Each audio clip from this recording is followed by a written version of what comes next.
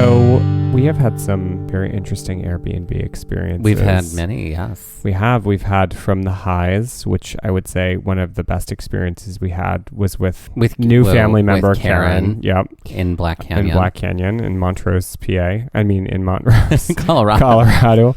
Montrose, Colorado. And then we've definitely had some very interesting Airbnb experiences, like our plastic bed sheets, Belle's ball gown, and striped walls. Empty wine bottles in Akron, Ohio. So, we've definitely run, I feel like, the gamut of Airbnbs. But yes. I would have to say for the most part, whenever we've stayed in an Airbnb, everything is great. I mean, despite the plastic sheets and everything, the place was still clean. You know what I mean? It was clean. It just was funny to experience that. Yeah. What have been some of your favorite experiences in our travels when it's come to? Well, I think the best one ever was Savannah, Georgia.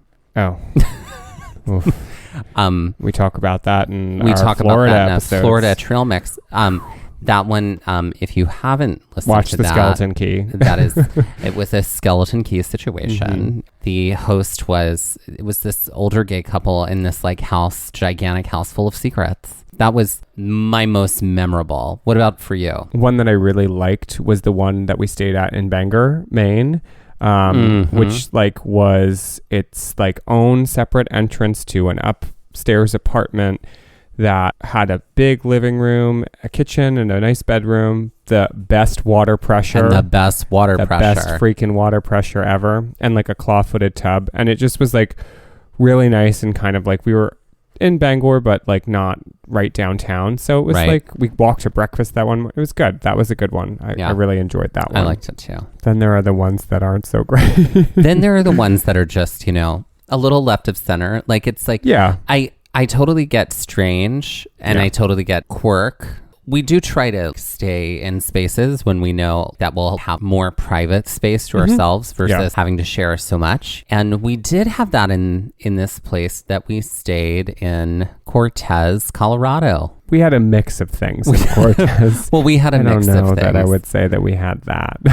Well, we did have a room to ourselves a bathroom to ourselves. We did. That were upstairs, away from everything. Right. First of all, the host was very nice. He was a great guy. He's certainly kind. Cortez was also sort of a one-horse town when it came to trying to find an Airbnb. Yeah, so it was really difficult to I remember just scouring to try to find anything near there that was easy. Even I think we looked for hotels and they were either crazy priced or just far away. They were far. We were we think he has children. We think he had children. Yeah, adult children. Because we saw them in photographs that were that were from the 80s. They were the same age as us probably, or maybe a little younger. I'm always curious when there's just a ton of cars parked in a driveway, and there were a number of cars parked in this driveway when we arrived. And he's like, "Oh yeah, you're the only Airbnb guest." And we were like, oh, "Okay." He's like, "Yeah, over there I have a roommate, or I rent out that guest part of the house, or that this other side of the house that we could not access, right? Because it was big, but there was this whole other section. I guess he turned it into a two-family. Yeah. And he said a teacher lives there, and then his lady was there. No, or his lady was coming over. No, she was coming over. Right. Yeah, and we were because I don't think he gave us a key. That was why. Oh, he's I'll be home most days. He was I'm always here. And if I'm not here, my roommate's here. Somebody. He's the door is just always open. Yeah. Which is always a little weird. Yeah. But it is what it is. Yeah. And then he was and then later my girlfriend's coming over around 9:30. We were all right, great. But then it was he said we could use the kitchen whenever we wanted to, but it was well, if his girlfriend and him are watching TV downstairs in the living room, we can't really go into the kitchen. I don't really want to go into that's the first time I feel we've been in an Airbnb situation where I really felt we were truly guests in someone's home as opposed to paying guests. You know what I mean? It almost felt like I was not an inconvenience, but an afterthought, sort of. That's what it sort of thought like. And I listen, that's what you're renting your house on Airbnb. I get it. Mm-hmm. And sometimes those spaces come with different quirks and different things. But But different aspects for different folks. That's not how the rhyme goes, but we'll go with it.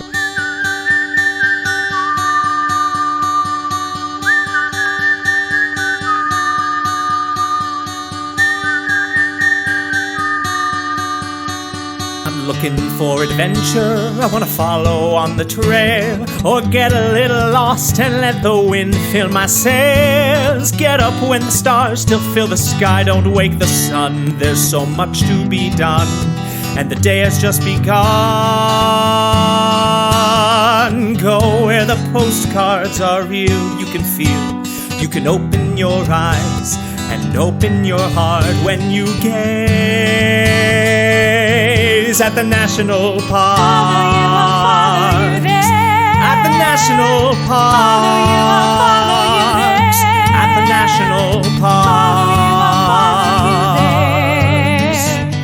Follow you, I'll follow you there.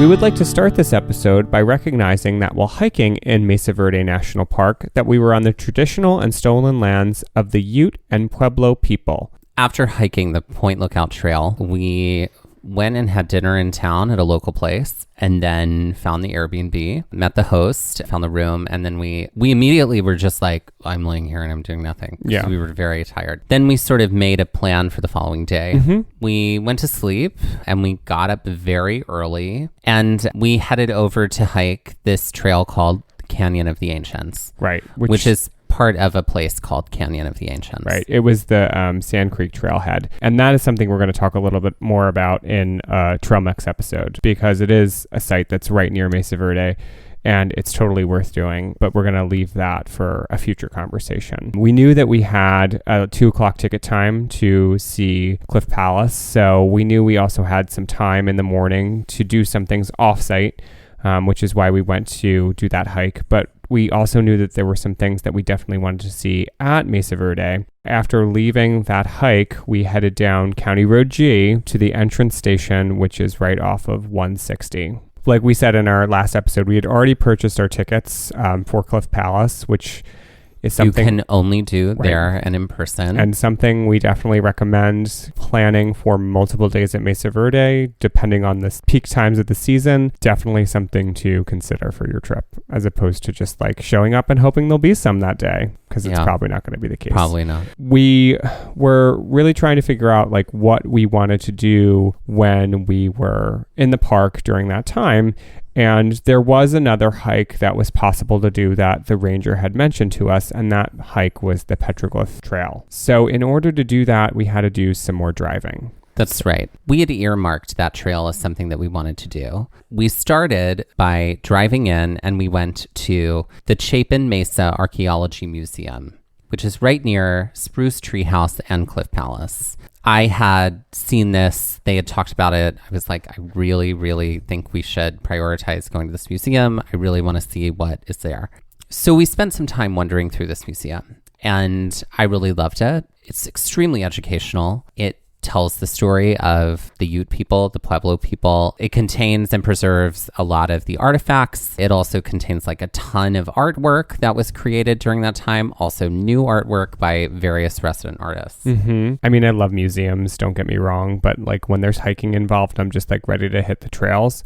And you don't say. Yeah, I know, right? Color me shocked. But I do feel like this is the one museum where we had the time to really like meander a little bit, and I really took the time to look at each of the exhibit cases. And it's clear some of these exhibits have been in place for a very long time. We actually even sat in the movie theater to watch the movie about Mesa Verde. Something you never let me do. I know. I was feeling generous this day. I was just like showering you with gifts.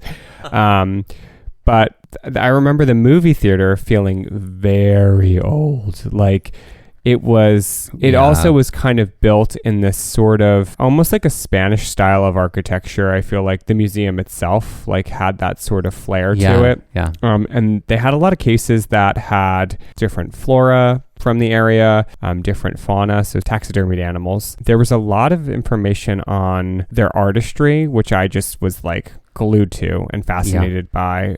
So their ceramics, their weaving. They really had a lot to kind of appreciate. It was very different from the visitor center, which was gleaming and brand new. This had a lot of love to it. It was very clear, but it was very old.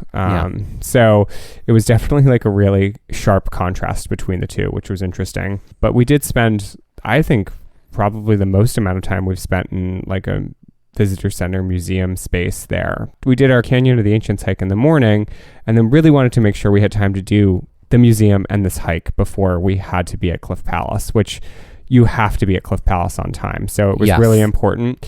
The ranger told us, kind of a big idea of how long it would take to do Petroglyphs Trail when we talked to him the day prior.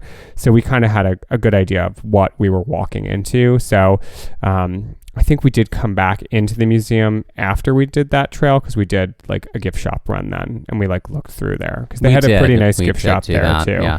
And I think you were also still lusting after those books, and you were like, oh, maybe there's different books here. There were. And I looked through all of them. One of the other things we found out too, which I was unaware of, is about the artist in residency program. Yes. So different national parks have artists in residence that come to the parks and create artwork about them. Dusty had mentioned seeing older paintings and newer paintings, and some of those newer paintings were by different resident artists that were there in years prior. So that was really cool to see, because I don't think I'd seen that in another national park. No, and I know that they exist. It was nice to see them in a gallery. There was like room, and they were incorporated like throughout the entire thing. Yeah.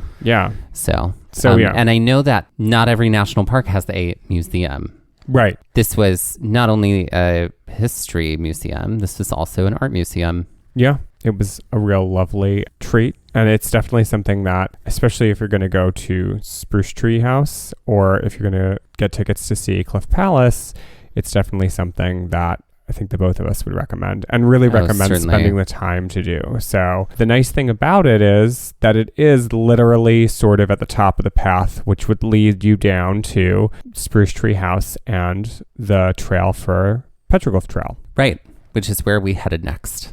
And with that, let's take our first break. It's time for one of our favorite games. That is one letter change. That's right. Now, let's talk about some trash rules that you dropped on me this summer. You're like, well, that means you can add a letter or remove a letter too. Okay, and I'm for the like, record, trash. I presented that to you, and you were like, yeah, I like that. No, okay, fine. That is false. And you agreed to those That's rules. False. Nope. And then I created a category and used them, and you were like, you can't do that. That's not a change. This is falsehoods. That's an addition or subtraction. Falsehoods. No, it's not. I make up stories all the time. I'm not making up rules. Lies, fairy tales, and fallacies right now. Rule book. No. Great. Well, I didn't do any of that. I didn't either. Great, because your rules are trash. Well, you just don't remember agreeing to them. Mm-hmm. All right, great. Let's do this. We've got, I think, 3 clues for one another. Yep. Great. Would you like to begin? Sure. This is what you might say out loud while crocheting. The tools that you're working with don't do exactly what you want them to do. Bitch, Stitch. That's not what I thought, but I'll take it. Would it be hook something? Not a hook. No. Think Needle? about the other thing that you're working with other than the hook. Yarn? Darn yarn? Yep, there you go. Bitch, Stitch. I like that, though. Okay, this would be some garbage that's really rude and abrasive. Brash trash. That's right. That's what you are. You're some brash trash. This is the air that comes out of this venomous snake's mouth, and it has hinged fangs. Is it? Well, this could be an asp gasp if you added a letter. True. Yeah, but it's not. It's not that. Because you didn't do that. You told me that. Because you threw a fit last time. I did. It's not a cobra, is it? No. They are often very fast. Oh, God, that's like a nightmare. Yep. I don't know. What's the snake? What is viper vapor? Viper vapor. if you had to bus tables and serve food at an event with a bunch of other people, that's like from midnight to 3 a.m., you might be doing this. Well, it's really dark. It's like the witching hour, right? Mm-hmm. Does that have anything to do with it? It doesn't.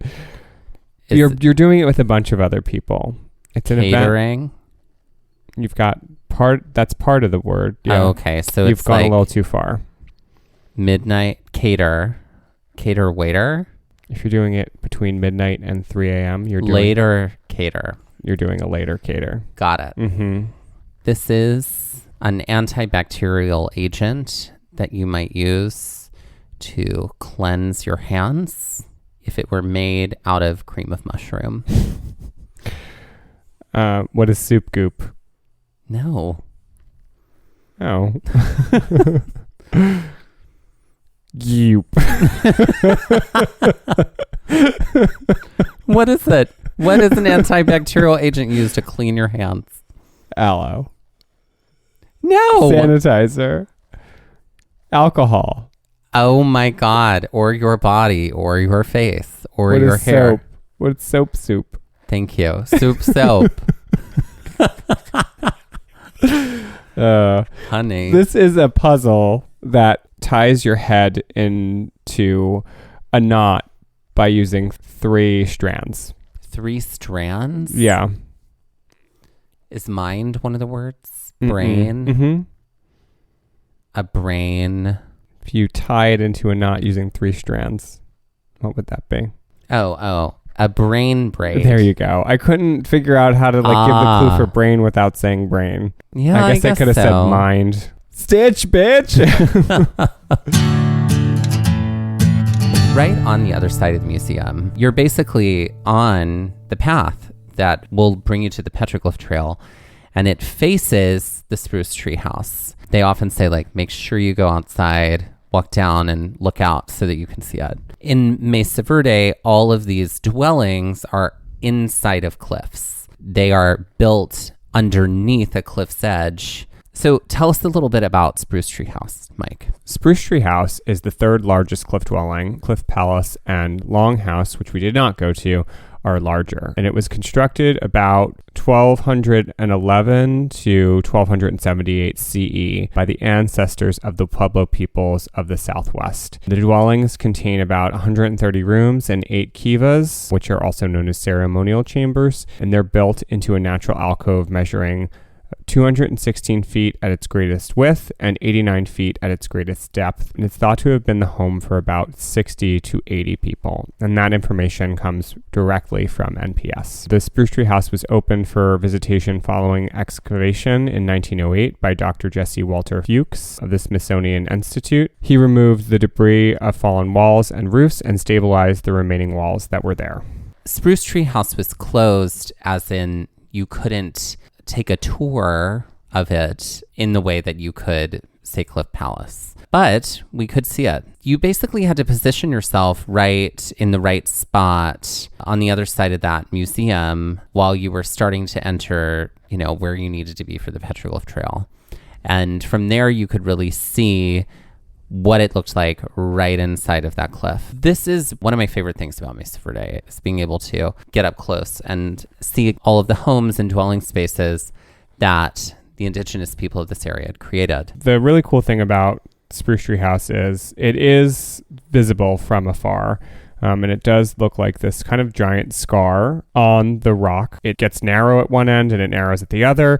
There's a wider section in the middle. You can see a lot of what there is to offer. It's still very far away when you're on the path by the museum, but even as you're hiking down on the trail to head towards the Petroglyphs Trail, it is something that is still visible through the tree line and things like that. The reason that it's closed, there's a natural sandstone arch that's present in the Spruce Tree House alcove, and it's just above the cliff dwelling. Again, this is just directly from NPS. Early stabilization work was performed in the 1940s, and additional stabilization work was completed in the 1960s. However, natural erosion processes, including the settling of the arch, have been affected by the early stabilization work. So modern engineering techniques may be necessary to ensure to continue the stability of the arch. In 2015, there was a rock fall, and that put a kibosh on any sort of touring to happen there, because Spruce Tree House, it was a self-guided tour, so you didn't need a ticket for it. You would be able to walk right over to it, which as we were headed down the trail, there is a juncture that you would hit very soon after you started to descend onto the trail towards the Petroglyphs Trail that becomes a giant loop that you could have gone on that would have taken you and looped you right under that sandstone alcove, basically, and you'd be able to go right up to most of the structure there. So unfortunately that was closed and we just had our views from afar. But like Dusty said, being able to see those spaces, even though they were distant, it's impressive. It's really just to see what was possible and to see that the space was used and was important for fortification as well as for livability and survivability. It's clear how innovative the ancient Pueblo people were when it came to what they did at Mesa Verde, because this is not the only instance, and we will obviously be seeing more of these sites. So it's clear that this is just one of many, and one of many of their innovations. So after seeing Spruce House, it was time to make our way toward the Petroglyph Trail. You have to come down some sort of like pretty steep. Like macadam. It's like a blacktop, basically. Yeah. The Petroglyphs Trail is technically a loop. Yeah. And so like you could get to the petroglyphs the other direction without going down that steep pitch. That's true. As we were making our way down there, you get to a fork that says, the Petroglyph Trail is to the left, or you could go to the Spruce Canyon, which is to the right. So we headed off to the left, and it took us up a bunch of stairs. You're like curving around to the outside, and you're going to the other side of where Spruce Tree House was. The sort of way this trail works is that you follow along the edge of that for a little while. Yeah. But in order to make our way up to the Petroglyphs Trail, we had to walk up those stairs, and then it brought us through a bunch of very large boulders. With that, let's take our next break. It's time for Drag Corner. Please welcome to the stage Frida-Lay's. Frida-Lay's. We came up, she's been on the list a while, but did we come up with this name while in Mesa Verde? I'm pretty sure I scoured our names from that time, because Is Freya Mind nearby? No, Freya Mind was recent. She's more recent. Yeah. Oh, okay. Yeah. Just with Freya Charge. And Freya Charge, she's on there too. Yeah, Frida-Lay's. Frida-Lay's. Let's talk about those twisty freaking Frito-Lay's. Okay. Yeah. Let's reveal a secret. And that is this. If Mike is disappointed about something, if it's like, we weren't able to get this thing, or we weren't able to go here, then that is code for me to go into a store and buy honey barbecue Frito twists. And then suddenly things are better. The world is bright again. So I think Frito-Lay's probably was like a byproduct of this at some point in Mesa Verde. Like my disappointment about everything. That's more boiled just over. A constant. Right. It is a constant. So who is Frito-Lay's? Frito-Lay's. Okay, so we have a few ways we could go here, right? I feel like her last name should be L-A-Z. I like lounges. that too. I like that. Frito-Lay's. Yeah. I was going to say you could also go L-E-I-S, and she could be Hawaiian if you wanted to. Frito-Lay's. I don't want her to necessarily be like a potato chip queen. I feel what like is that even? I feel like a potato chip queen would be, and now I want to know, what is a potato chip queen? That's a good question. I feel like a potato chip queen would be like a drag queen that like you get. She's like a side of potato chips. It's like crispy, comfort, salty. Yeah, that's a potato chip queen. Sure. Dependable. You always know if potato chips are involved. It's like, all right, and well, airy, at least there's that. Because, there's so much air in the bag. Oh, there's always so much air in the bag. Mixed metaphors now.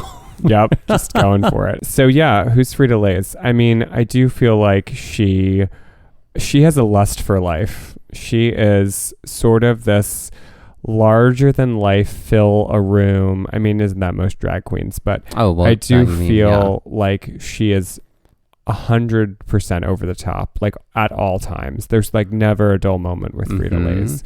I feel like she has gigantic hair. Like her hair is always huge. Yeah. Like bouffants for days. Yes, huge.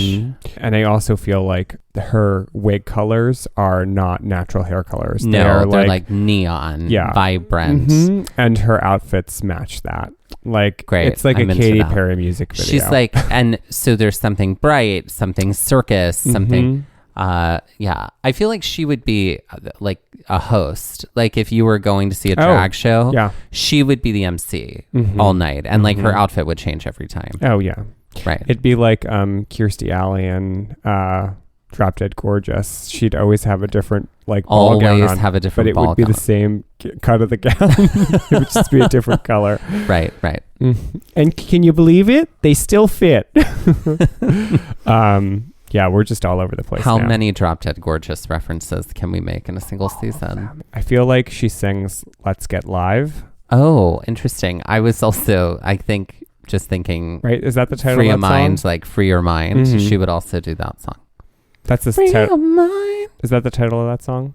Let's Get Live. Is it? Is that? No. I think it's Let's Get Loud. Is it Let's Get Loud? Yeah, I think you're right. Right. By J-Lo?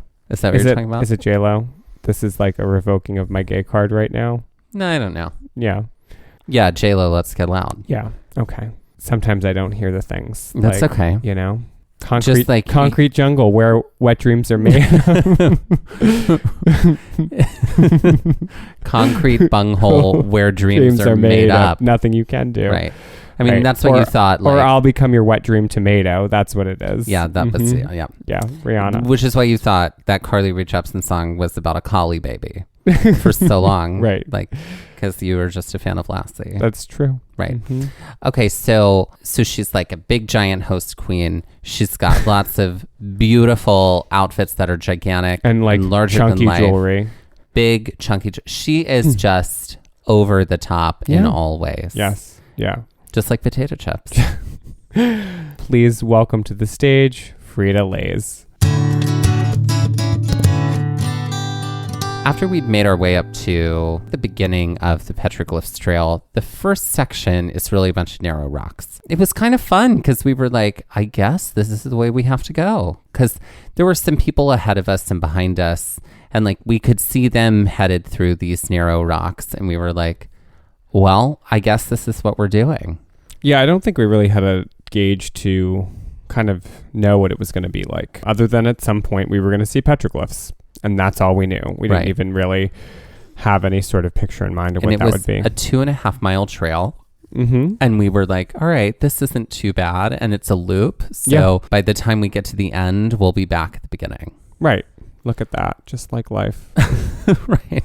So we start making our way through all of these narrow passages. After you get through this section, that's when you start moving into sort of a more wooded area. There's a top of a cliff's edge above you, and you are down below, hiking along the side of it on a path that was carved along the side of this mesa. It's not that narrow. I didn't really feel like on a very thin razor edge of a trail at any point here. It's a pretty wide trail for the most part, except when you're going through narrow boulders, but all felt pretty safe. And basically you kind of, as you're hiking, you encounter a bunch of these overhangs. It's not long after the section of boulders that we sort of get to this first like overhanging section that is basically like, if you could come in with a drill and like bore along the edge of something and leave like sort of the curved edge in the rock, but have it open to the right, that's the best way that I can describe it. It sort of felt like that.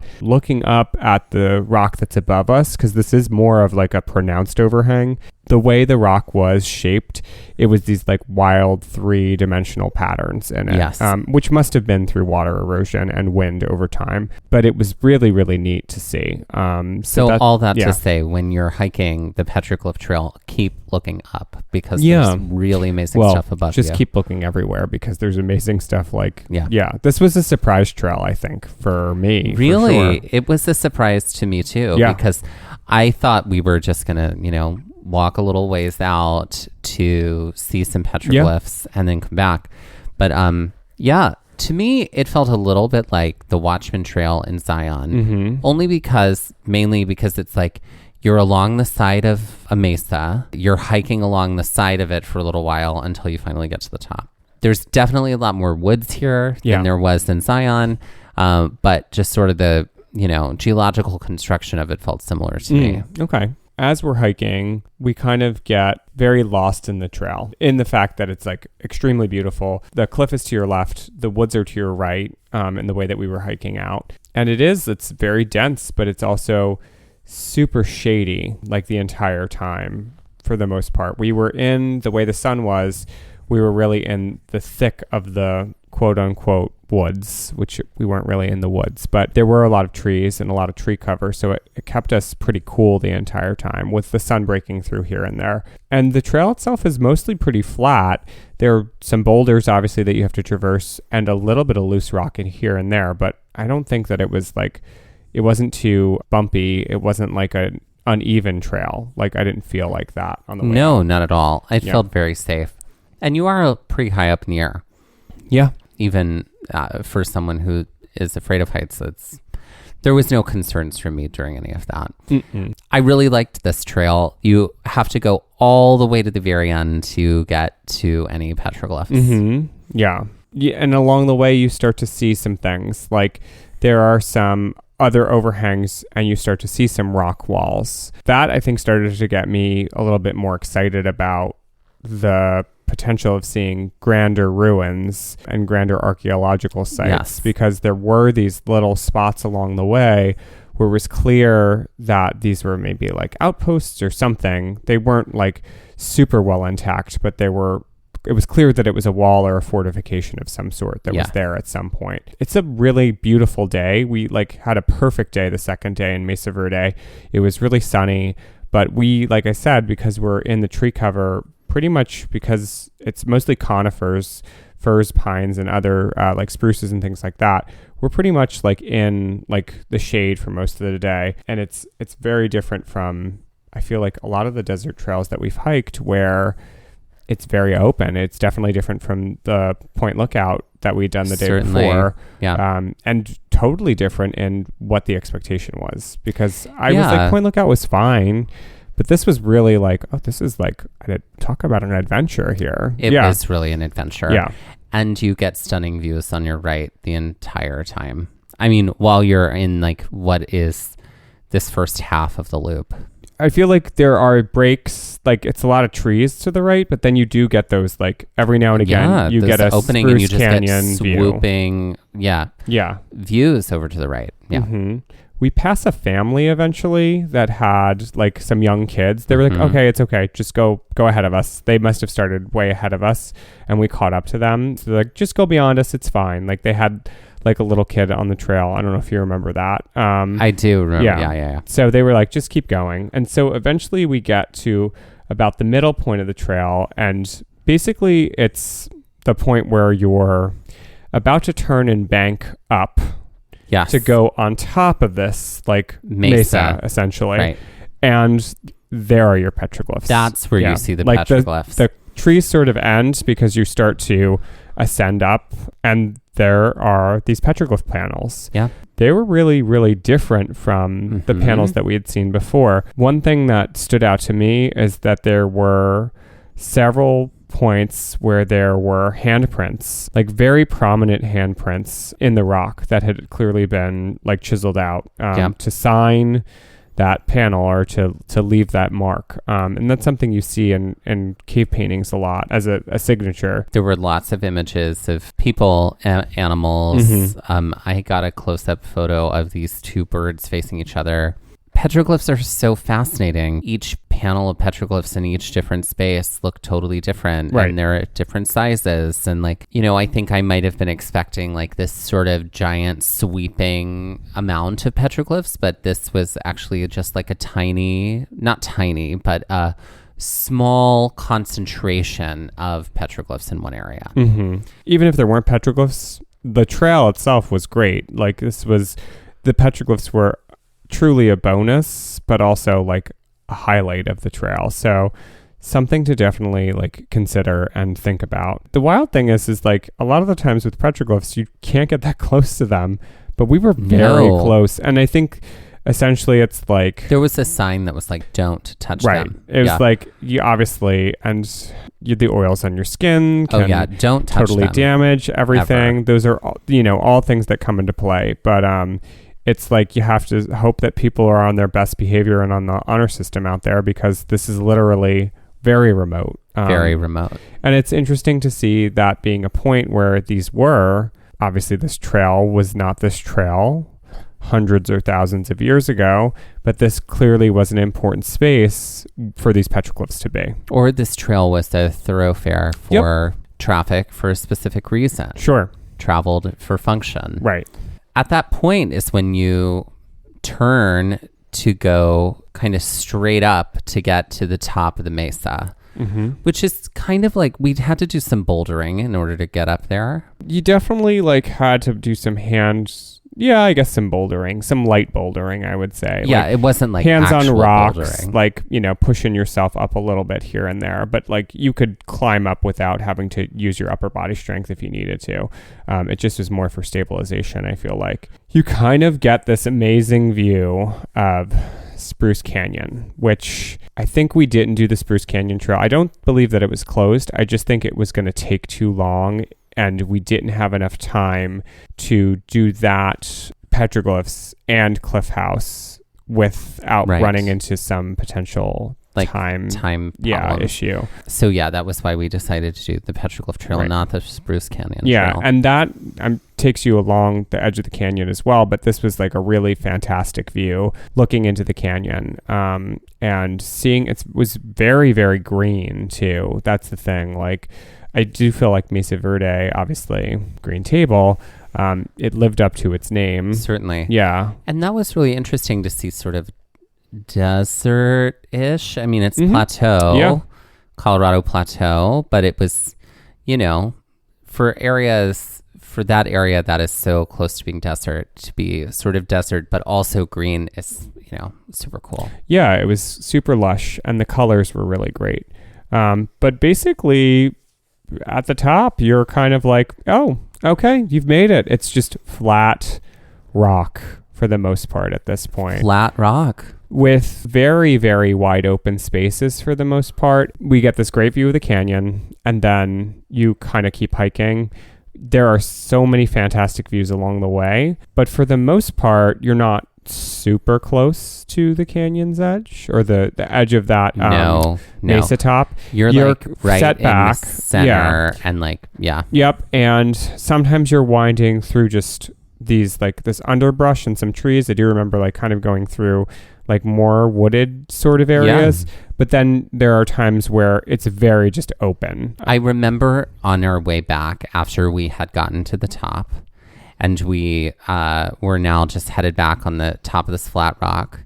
It was just like boop, boop, boop, boop, boop, boop, boop. I mean, we were booking it. It was very, very quick. We definitely stopped to like snack up at the top and just like sort of take in everything, because with a view like that, it's something you have to do. The one thing that, I do feel like Mesa Verde was really good with so many things, but like many things in Colorado, there were very few Karens, if any. I don't remember any sign. I mean, there was the sign that said to the Petroglyph Trail, and there was the sign that said to the Spruce Canyon Trail. But that was about it. That was it. So it was confusing, but there were some points where it was like, oh, is it this way or is it that way? Like right toward the end is where it was a little confusing. Yeah. So when you were walking along all the way back, right, you get to this point where you're like, oh, I can see the museum now. Yeah. And I can see down below, because you're essentially right above Spruce Tree House. Right, which is cool.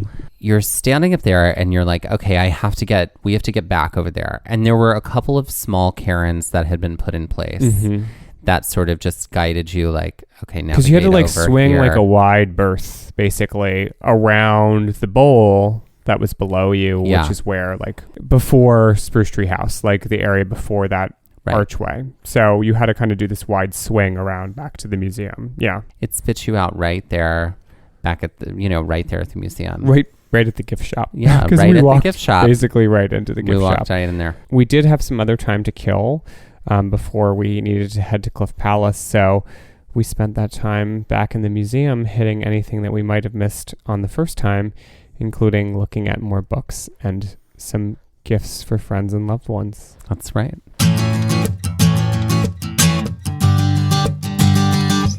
All right, let's put the Petroglyphs Trail of Mesa Verde on the Karen Stone scale. For me, it's a 3.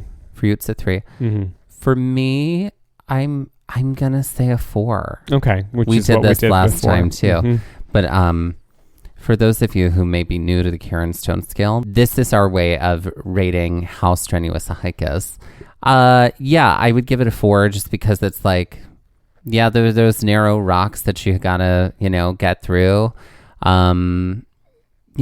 Sometimes the terrain is a little up and down, but it's not too bad. I guess so. I think it just also seeing kids, like very young kids on the hike, I'm like, yeah, this is a hike that's doable. Like, you're right, there is some up and down, but the top part, the whole like half of the loop, which is just flat. I mean, if you really wanted to do the hike, but not deal with the bumpier sort of like slight change in elevation up and down sort of part of the hike, just hike the flat top. Hike the flat top. And then go see the petroglyphs and loop back. It's still going to be about the same distance because it's like a there and back then as opposed to a loop. So, but I do think it's pretty magical to do that part like right along the edge of the cliff. So it is. I recommend. Highly recommend. And let's end this episode with some Jeopardy-style trivia. All right, Dusty, why don't you hit us with your Jeopardy first? Okay, are you ready? I will try to do my best. I'm having post-trauma from our last Jeopardy episode. You did pretty good, didn't you? You got 3 out of 5. That's not all. That's 3 facts. All right. Are you ready for my category? I will try to be. My category is called Windows to the Past. Oh. So there is a spot in Mesa Verde called Windows to the Past. We didn't get to see it because that road was closed. Got it. This is all about songs with the word past in them. If I could turn back time. Right. Now that would be a song about time travel or the past. Right. But this actually contains the word past in them. You're not always identifying the song. Great. So here we go. For 100. Let's get live. Right. Beyonce, Can You Handle This? Michelle, Can You Handle This? This artist, Can You Handle the song Past 12 that appears on her solo album, Simply Deep? Is it Kelly? Correct. Rowland? Yes. Yeah. Look at you. Who is Kelly Rowland? You got it. Texting on her spreadsheet. Yeah. Oh my God. She was texting on the spreadsheet in that music video. Oh. Mm-hmm. Damn. Yeah. Okay. For 200. Mm-hmm. Before becoming known for songs like Up on the Roof, You've Got a Friend, and How Sweet It Is, this guitar-playing singer-songwriter recorded the song Places in My Past. Who is Carole King sized? No, incorrect. Carole King wrote the song You've Got a Friend, but she gave it to this artist who sang it first. Who's Joni Mitchell? Oh, no. Who is... He. Oh, sorry. Who is... Fire and Rain. Yes.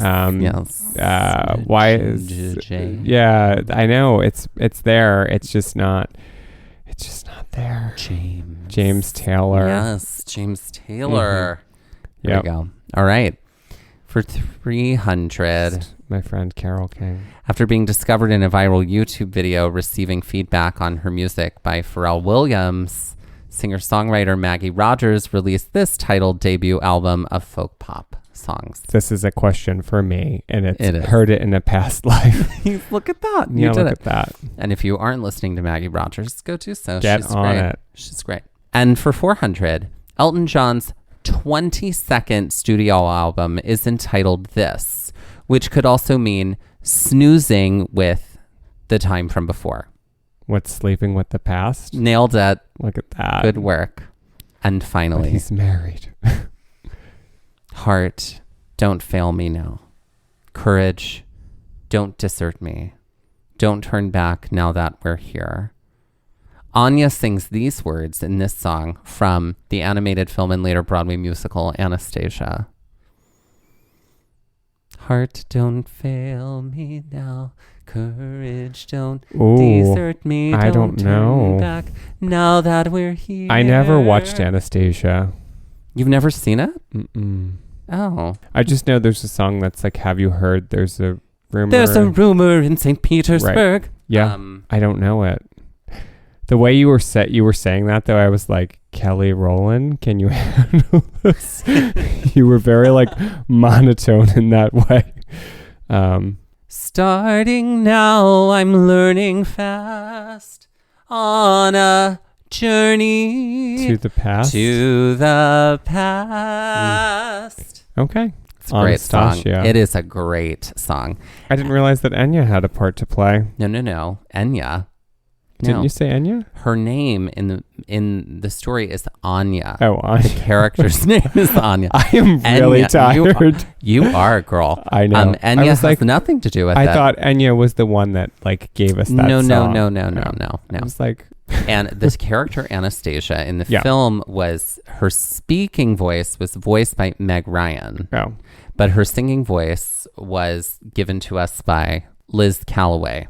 However, you know how they always have pop songs recreate songs from musical films. Aaliyah sang Journey to the Past. Aaliyah has an amazing version of Journey to the Past too. Well, thank you for that. Rest in peace, Aaliyah. Yes. So now it's time for my Jeopardy, and it's called "Do You Want to Build a Tree House?"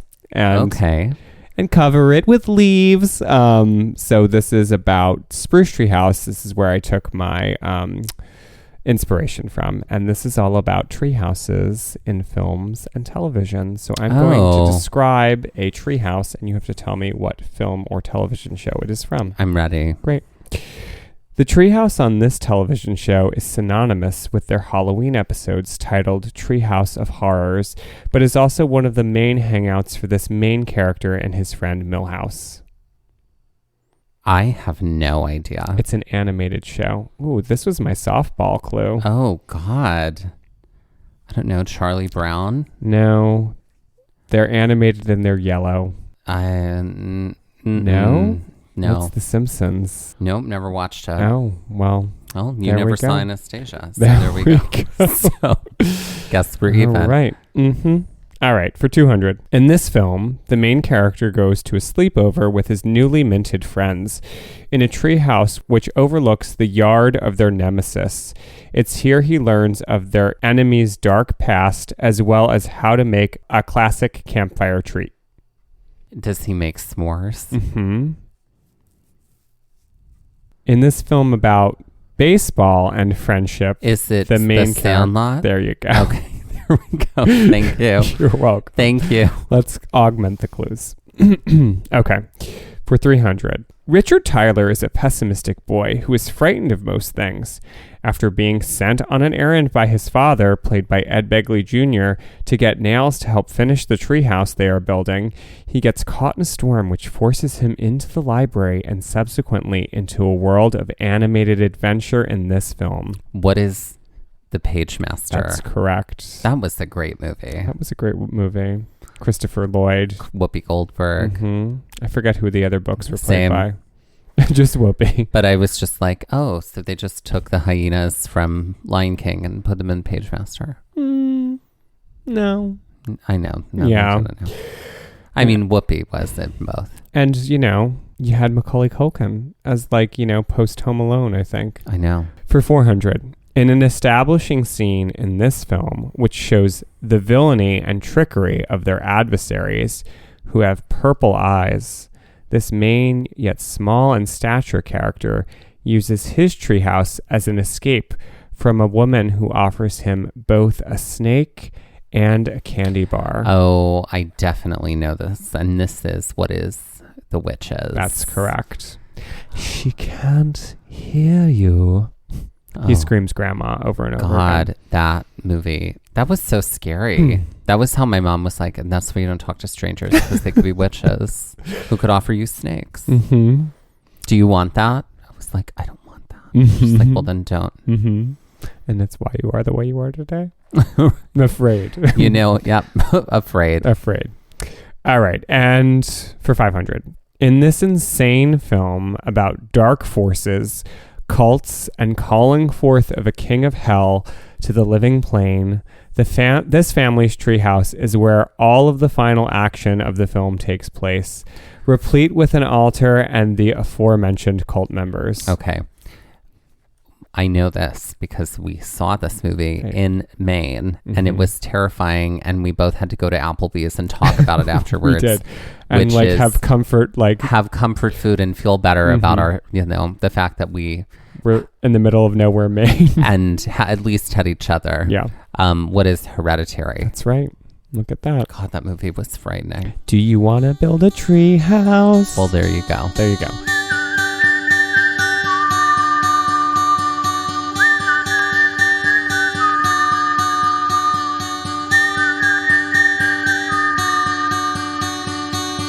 This has been Gaze at the National Parks, the podcast, and we're here to remind you to hike early and hike often, and that adventure is always out there. Gaze at the National Parks was created and is hosted by Dustin, Ballard, and Michael Ryan. To see images from this episode, follow our Instagram at Gaze at the National Parks. To contact us, email us at gazeatthenationalparks@gmail.com. And to learn more about Mesa Verde and the other parks talked about on the show, visit our website, gazeatthenationalparks.com. That's Gaze, G-A-Z-E. All original artwork featured on Instagram and on our website is by Michael Ryan. All original music was written by Dave Seaman and performed by Dave Seaman, Mariella Klinger, and Sean Sklios. Our music producer is Skyler Fortgang. This episode was edited by Dustin Ballard. We would also like to acknowledge that while recording this episode, that we were on the traditional and stolen lands of the Lenape people, now known as Ocean County, New Jersey.